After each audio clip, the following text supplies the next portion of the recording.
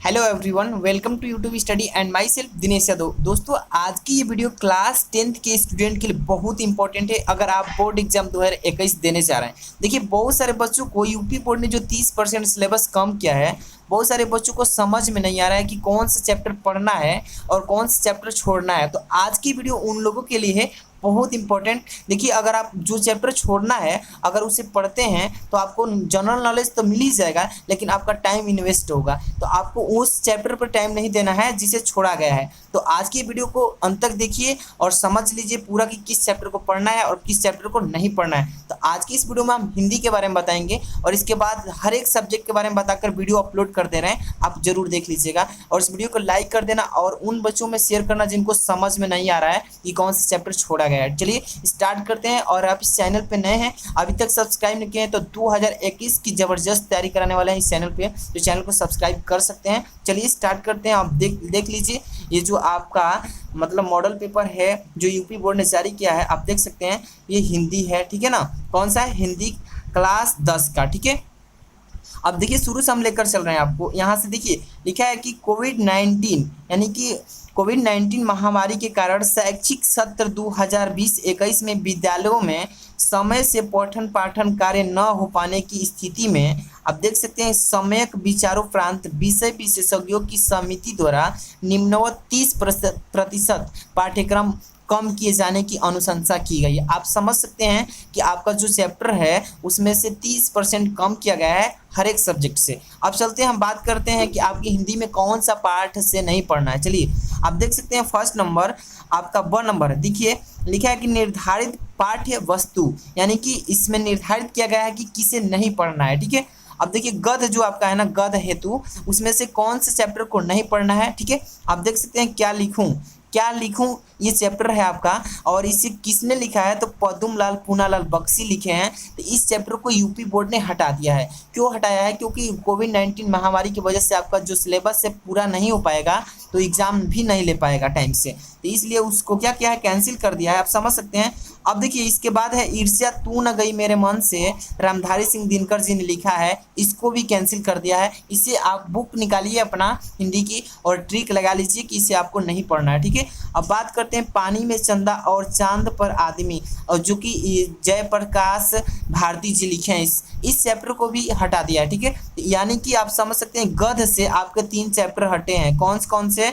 तो क्या लिखूं? ये पद्मलाल पूनालाल बख्शी जी का हटाया है, ईर्ष्या तू न गई मेरे मन से रामधारी सिंह दिनकर जी का भी हटा दिया है, और पानी में चंदा और चांद पर आदमी जयप्रकाश भारती, यानी कि गद्य से 3 पार्ट को कैंसिल कर दिया, ठीक है। अब चलते हैं आगे। क्या है आपका काव्य हेतु? क्या है? काव्य हेतु, यानी काव्य हेतु में देखेंगे तो सुमित्रा नंदन पंत यानी कि चंद्रलोक में प्रथम बार, इस चैप्टर को भी हटाया है, ठीक है। आगे बात कर रहे हैं कि महादेवी वर्मा यानी कि वर्षा सुंदरी के प्रति, इस चैप्टर को भी हटाया है। ट्रिक लगाते चलिएगा। और देखिए माखन लाल चतुर्वेदी यानी कि जवानी, इस चैप्टर को भी कैंसिल कर दिया है, ठीक है ना। अब देखिए केदारनाथ सिंह जो कि नदी चैप्टर से, इसको भी क्या किया है? कैंसिल कर दिया। यानी कि आपको ट्रिक लगाते चलना है। और देखिए अशोक वाजपेयी युवा जंगल, इस पार्ट को भी कैंसिल कर दिया है, ठीक है। तो आप समझ सकते हैं काव्य हेतु, जो आपके काव्य हेतु जितने भी चैप्टर हैं उसमें से कितना हटा है? 1 2 3 4 5, यानी कि 5 चैप्टर को कैंसिल किया है। जो भी है टॉपिक है चैप्टर में उसको क्या गया है? कैंसिल कर दिया है। अब हम बात करते हैं आपके संस्कृत से जो भी रिलेटेड चैप्टर है उनके बारे में, ठीक है। तो ये देखिए संस्कृत में केन किम वर्धते, इसको भी कैंसिल किया है। केन किम वर्धते चैप्टर जो है आपका, इसको कैंसिल किया है। अब देखिए अन्यो विलासिता, इसको भी कैंसिल कर दिया है। समझ सकते हैं, यानी कि संस्कृत से 2 चैप्टर को कैंसिल किया है। आगे अब हम बात करेंगे, इसमें आप देख सकते हैं आगे आपका क्या है। तो इसमें लिखा है संस्कृत एवं हिंदी व्याकरण, समझ पा रहे हैं? संस्कृत एवं हिंदी व्याकरण में से कौन सा? तो आपका समास हटाया है, कर्मधारय हटाया है, बहुव्रीहि समास हटाया है, संधि और वृद्धि, यानी कि इन टॉपिक को क्या किया है? कैंसिल किया है। और इसी के बाद आपका सर्वनाम में जैसे कि तद और युष्मद, इसको भी कैंसिल कर दिया है। अगर आप देखेंगे अपना चैप्टर जब निकाल के संस्कृत एवं हिंदी व्याकरण, तो ये लाइन से आपको दिखाई देंगे और उनको क्या करना है? कैंसिल कर देना है। और धातु में जैसे रूप और दृश्य और पच, इसको भी नहीं पढ़ना है, ठीक है। अगर पढ़ते हैं तो थोड़ा सा टाइम इन्वेस्ट होगा, लेकिन आपको जानकारी तो मिलेगी, लेकिन एग्जाम में इसमें से नहीं पूछने वाला है, क्योंकि सीधे निर्धारित कर दिया है कि आपका जो हर एक सब्जेक्ट से 30% सिलेबस कट करना है। ठीक है, अब हम बात करने वाले हैं कि आपको पढ़ना क्या है इस हिंदी में। ठीक है, अब पूरा अंत तक देखते रहिए। उपयुक्त के अनुक्रम में 70% का पाठ्यक्रम निम्नवत है। कहने का मतलब इसमें है कि जो आपका 100% जो सिलेबस है, इसमें से 30% तो हटा दिया, तो बचा कितना, 70% बचा ना। तो यही लिखा है यहाँ पे कि 70% आपको पढ़ना है, और क्या क्या पढ़ना है इसमें पूरा इंडिकेट करके दिया है। चलिए देखते हैं, लिखा है कक्षा 10 का विषय हिंदी, जो कि 100 मार्क्स का ये आएगा पेपर, और ऐसा ही पेपर आएगा जो कि 2021 में अगर आप बोर्ड एग्जाम देने जाएंगे तो वो ऐसा नमूना पेपर मॉडल पेपर सेट किया है। ठीक है, अब देखिए जिससे लिखा है इसमें 70 अंकों की लिखित परीक्षा तथा 30 अंकों का प्रैक्टिकल आपके प्रोजेक्ट जो होता है विद्यालय के अनुसार मिलता है, उसको निर्धारित कर दिया है। ठीक है, अब चलिए बात करते हैं जो प्रश्न संख्या पहला बोर्ड एग्जाम का पेपर में आता है, हिंदी गद्य के विकास का संक्षिप्त परिचय शुक्ल तथा शुक्लोत्तर युग से। ठीक है, अब बात करते हैं ख नंबर, हिंदी पद का विकास का संक्षिप्त परिचय, जो कि रीति काल तथा आधुनिक काल से इस चैप्टर को जोड़ा है, इसको आपको अच्छे से पढ़ना है। ठीक है, अब बात करते हैं दूसरा नंबर चैप्टर, जो कि गद्य हेतु निर्धारित पाठ्य वस्तु संदर्भ, जो कि आपका होता है गद्यांश ना, गद्यांश में संदर्भ रेखांकित अंश की व्याख्या तथ्यपरक प्रश्न, यानी कि उसी गद्यांश में जो प्रश्न करेगा उसी में से उसका आंसर देना होता है, इसको पढ़ना है। ठीक है, अब हम बात करने वाले क्वेश्चन नंबर 3 की, जो कि पेपर में तीसरा प्रश्न पूछता है, काव्य हेतु निर्धारित पाठ्य पुस्तक से संदर्भ लिखना होगा और व्याख्या लिखना होगा और काव्य सौंदर्य लिखना होगा। ठीक है, तो आपको यही सारी चीजें को पढ़ना है। ठीक है ना, अब बात करते हैं हम 4 नंबर क्वेश्चन, जो कि पेपर में 4 नंबर पूछता है कि संस्कृत गद्यांश अथवा पद्यांश का संदर्भ सहित हिंदी में अनुवाद कीजिए। तो ये पाठ आपको अच्छे से पढ़ना है। ठीक है ना, अब बात करते हैं 5 नंबर, निर्धारित पाठों के लेखकों एवं कवियों के जीवन परिचय एवं रचनाएं, ये भी आपको तैयार करना है, इसको छोड़ना नहीं है। ठीक है, अब बात कर लेते हैं 6 नंबर क्वेश्चन के, लिखा है पहला नंबर इसमें कि संस्कृत के निर्धारित पाठों से कंठस्थ एक श्लोक जो प्रश्न पत्र में न आया हो, यानी कि कविता, आप सीधे समझ सकते हैं एक श्लोक लिखना होता है 6 नंबर का पहला में, यानी कि श्लोक जब लिखेंगे तो आपको कितना नंबर मिलेगा, तो 2 नंबर। आप देख सकते हैं उधर नंबर ऐड किया है, श्लोक जब लिखेंगे तो कितना नंबर देगा, 2 नंबर। समझ में आ रहा है। अब हम बात करते हैं 6 नंबर का दूसरा, यानी कि 2 क्वेश्चन पूछता है इसमें।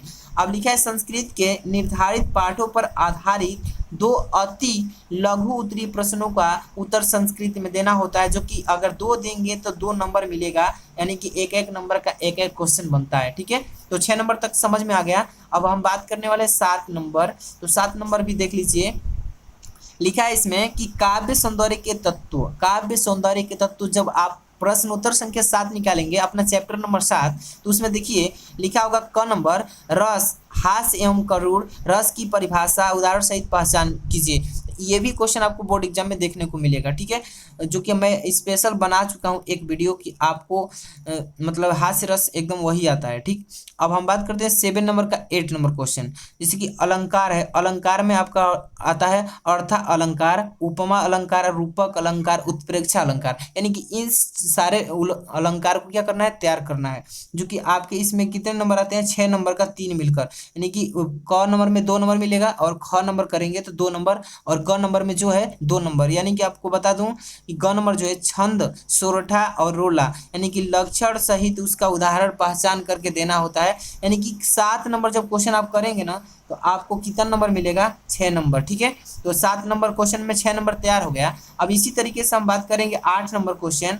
8 नंबर क्वेश्चन में क्या कह रहा है, इसमें देखिए कि हिंदी व्याकरण शब्द रचना के तत्व। ठीक है, इसमें तत्व है सभी व्याकरण से रिलेटेड। कौन नंबर इसमें लिखा है कि उपसर्ग है। देखिए उपसर्ग में क्या होता है ना कि अ लिखा है ना, अ से असमान हो जाएगा, अन लिखा है ना अनजान हो जाएगा। ऐसे बना करके अभी सारे चीज़ों को आप तैयार कर लेंगे, आपको मॉडल पेपर से सारा बहुत ही तैयार हो जाएगा। ठीक है, अब जैसे ख नंबर है प्रत्यय, प्रत्यय मतलब लास्ट में जो चीज़ें मिलती हो, जैसे आई, आई है ना आई, तो इसमें कहेंगे कि बुलाई। ठीक है, जैसे तत्व, तो लिखा है ना तो तत्व, तो जोड़ देंगे इस तरीके से, आधा पहले से उस तरीके से तत्व हो जाएगा, मतलब कि लास्ट में वो मिल जाए, ऐसा शब्द बनाना है आपको। जैसे कि यहाँ पर ता लिखा है तो एकत्रता, चाहे एकता भी लिख सकते हैं, एकता, ठीक है, ऐसे भी लिख सकते हैं। आगे इसी में देखिएगा, आगे इसमें क्या लिखा है, जैसे पन लिखा है ना, तो यहाँ पे लिखते हैं बचपन, बचपन।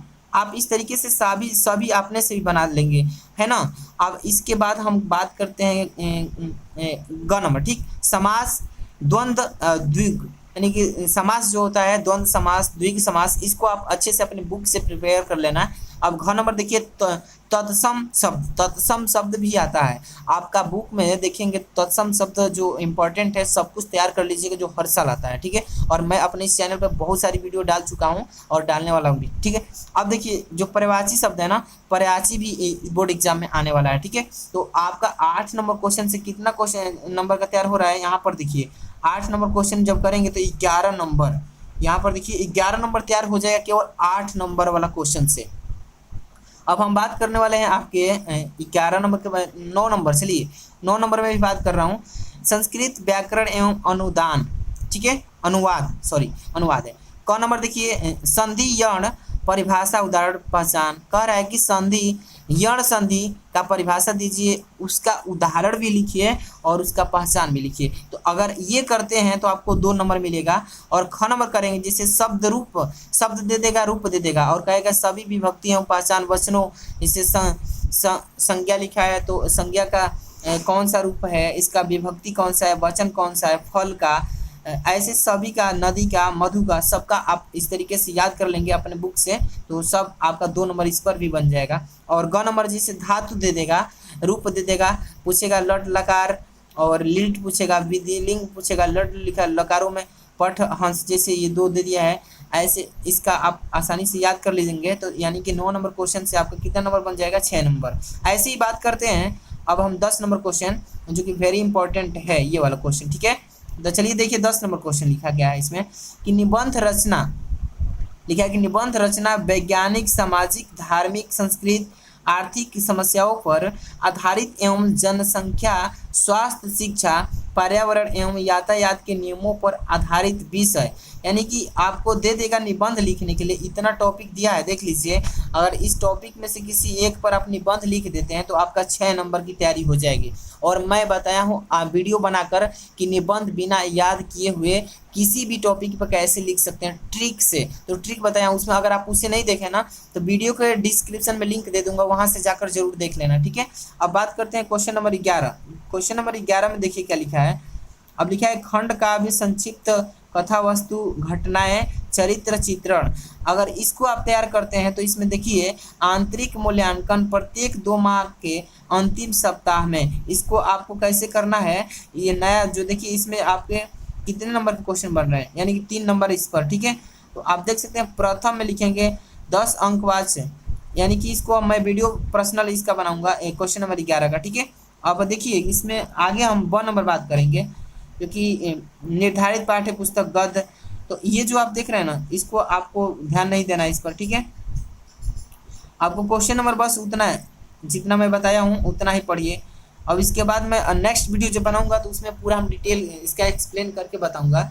और क्योंकि मैं 2021 का जो मॉडल पेपर नमूना बनने वाला ना, पूरा हम बताएंगे हल करके इस चैनल पे। तो ये वीडियो से आपको काफ़ी हेल्प मिल गया होगा कि कौन से चैप्टर नहीं पढ़ना है, बस इतना। और ला रहे हैं नेक्स्ट जो किसी हर एक सब्जेक्ट पर, उसको भी जरूर देख लीजिएगा। मिलता है नेक्स्ट वीडियो में, थैंक्स फॉर वॉचिंग।